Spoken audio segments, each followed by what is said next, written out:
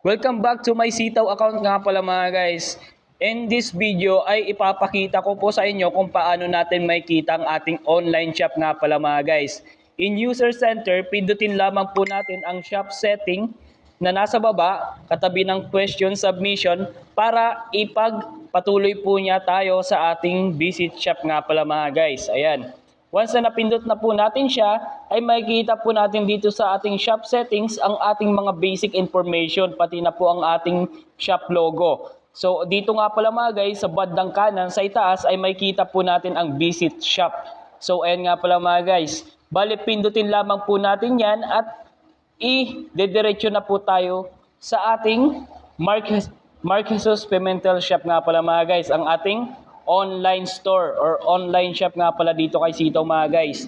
Bali, andito nga pala tayo sa ating store home nga pala mga guys. Dito